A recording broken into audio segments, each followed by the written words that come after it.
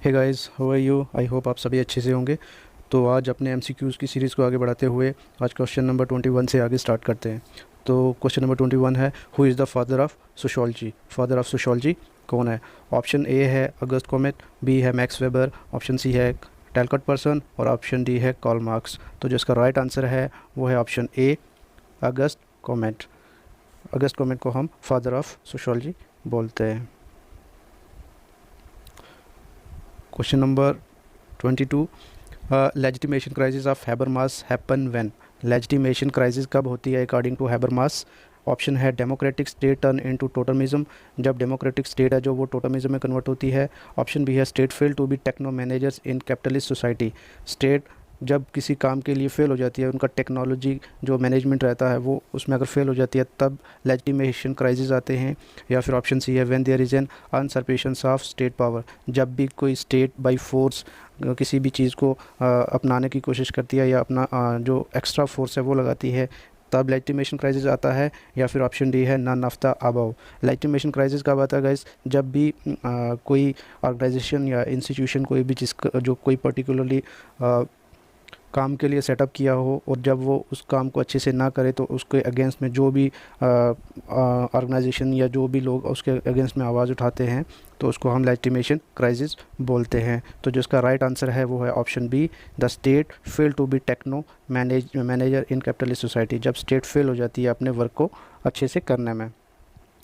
चलते हैं हम अपने नेक्स्ट क्वेश्चन की ओर। Question number 23, who did the pioneer work on ideal type? Pioneer ideal type पे किसने वर्क किया था या किसका वर्क है? ऑप्शन ए है मैक्स वेबर, बी ऑप्शन है Alfred Weber, option C Emile Durkheim और ऑप्शन डी है कार्ल मेनहेम। तो आइडियल टाइप है जो आइडियल टाइप होता क्या है? आइडियल टाइप ये होता है कि जब भी कोई चीज़ हम करते हैं उससे पहले हमारे माइंड में उसका वर्क आता है, इसको हम ब्लूप्रिंट भी बोल सकते हैं। तो इसका जो राइट आंसर है वो है ऑप्शन ए, मैक्स वेबर। इन्होंने और भी वर्क्स हैं जैसे कि सोशल एक्शन है, आइडियल टाइप तो है, अथॉरिटी है, ब्यूरोक्रेसी है, Protestant ethic and spirit of capitalism है। तो जो आइडियल टाइप्स है वो जो वर्क है वो दिया था मैक्स वेबर ने। गाइस आपसे रिक्वेस्ट है कि चैनल को सब्सक्राइब कीजिए और अपने फ्रेंड्स के साथ शेयर कीजिए। बढ़ते हम अपने नेक्स्ट क्वेश्चन की ओर।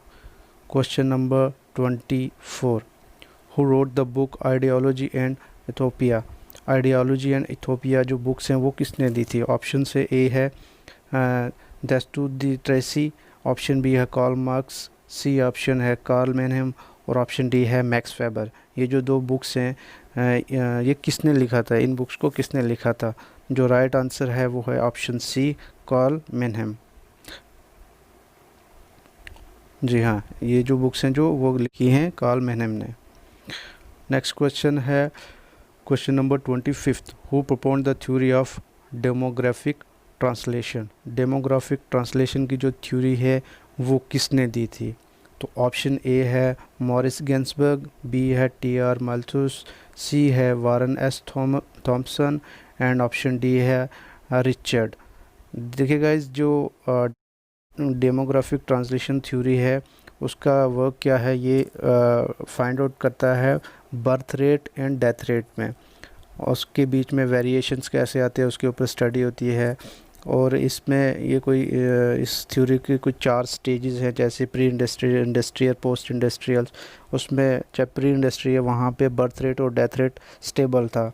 फिर उसके बाद नेक्स्ट जो आती है pre industrial society, industrial societies आती है, तो उसमें जो बर्थ रेट है वो ज़्यादा हो जाता है और जो डेथ रेट है वो भी कम होता है, क्योंकि उसमें बहुत सारी वैक्सीन आ जाती है और मेडिकल हेल्थ सेंटर्स हैं जो मेडिकल बहुत हेल्प करता है इसकी बेसिस पे। तो ये स्टडी करता है death and birth and death rate में। तो जो इसका राइट आंसर है वो है ऑप्शन सी, वारिस एस थॉम्सन जो है, इन्होंने ये डेमोग्राफिक ट्रांसलेशन थ्योरी दी थी। बढ़ते हैं हम अपने नेक्स्ट क्वेश्चन की ओर। Question number 26, who developed the concept of initiations rite? Initiation rite किसने दिया? ये कंसेप्ट है जो वो किसने दिया? तो ऑप्शन ए है S to de Tracy, option B है एवी गैनिप या ए वैन गैनिप भी बोल सकते हैं हम। ऑप्शन सी है के एल लिटल और ऑप्शन डी है एम एलिन। तो जो ये कंसेप्ट है इसका मतलब क्या होता है, जब भी कोई इंसान या जब भी कोई ग्रुप अपने प्रेजेंट के ग्रुप को छोड़ के दूसरे ग्रुप को एक्सेप्ट करता है तो उसको हम एनिटेशन राइट बोलते हैं। तो जो इसका राइट आंसर है वो है ऑप्शन बी ए वी गैनिप। इन्होंने ये जो कंसेप्ट है वो दिया था।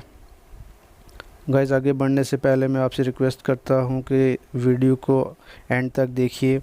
और क्वेश्चन नंबर 27 है, who develop the concept of anomie. जो कंसेप्ट ऑफ एमोनी है वो किसने डेवलप किया। ऑप्शन ए है Karl Marx, B option R K Merton, C है एमाइल दुर्खीम और ऑप्शन डी है मैक्स वेबर।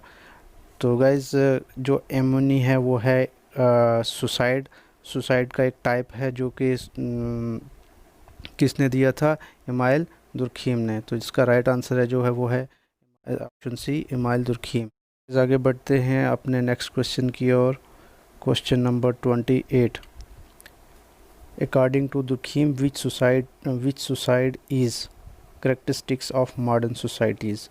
जो ऑप्शन है एमोनी, इगोइस्टिक, अल्ट्रुइस्टिक और ऑप्शन डी है फेटलिस्टिक। तो जो इसका राइट आंसर है वो है ऑप्शन ए एमोनी। क्योंकि इसमें क्या होता है कि इस सुसाइड में क्या होता है, जब भी इंसान अपने आप को फाइनेंशियली वीक समझता है या फिर अपने आप को एकदम अकेला फील करता है, एग्जॉस्ट हो जाता है किसी सोसाइटी से या किसी भी वर्क को लेके, जब भी वो सुसाइड करता है तो उसको हम बोलते हैं एमोनिक साइड। क्वेश्चन नंबर 29 है, who gave the theory of circulation of light. Circulation of light जो थ्योरी है वो किसने दी थी। ऑप्शन ए है पेरेटो, बी है मॉस्को, बी सी ऑप्शन है माइकल एंड ऑप्शन डी है सी डब्ल्यू मिल। तो जो इसका राइट आंसर है वो है ऑप्शन ए पेरेटो, इन्होंने ये थ्योरी दी थी। तो चलते हैं अपने नेक्स्ट क्वेश्चन की ओर। Question number 31, who coined the term ethnocentrism. Ethnocentrism है जो वो किसने टर्म दी थी। तो ऑप्शन ए है लिंटन, बी है R K Merton, option C है W G Sumner and option D है ओकबर। तो जो इसका राइट आंसर है वो है ऑप्शन सी डब्ल्यू जी सेमनर, इन्होंने इथनोसेंट्रलिज्म दिया। Call the tribes as Harijans. Tribes को हरिजन्स किसने कहा। ऑप्शन ए है महात्मा गांधी, बी है ठक्कर बापा, ऑप्शन सी है ज्योतिबाई फूले और ऑप्शन डी है एम जी रांडे। तो जो इसका राइट आंसर है वो है ऑप्शन ए महात्मा गांधी, इन्होंने ट्राइब्स को हरिजन्स कहा था। बढ़ते हैं हम अपने नेक्स्ट क्वेश्चन की ओर। Question number 33, the Mandal commission was constituted under which article of the constitution. जो मंडल कमीशन है वो कौन से आर्टिकल के अंडर कंस्टिट्यूट किया गया था।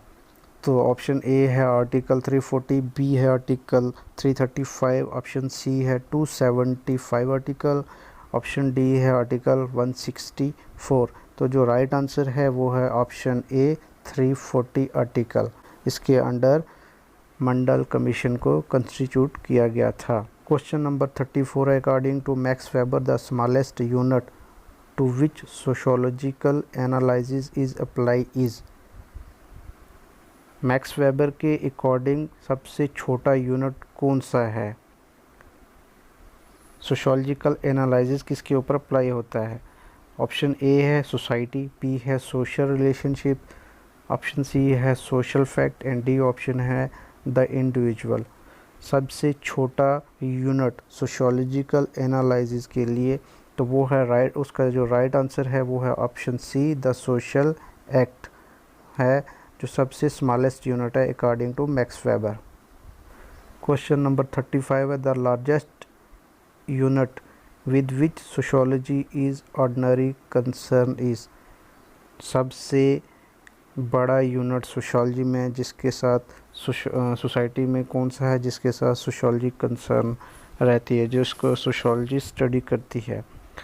ऑप्शन ए है ए सोसाइटी, बी है एन इंडिविजुअल, सी है the world and option D है ए नेशन। तो जो इसका राइट आंसर है वो है ऑप्शन ए सोसाइटी। ओके।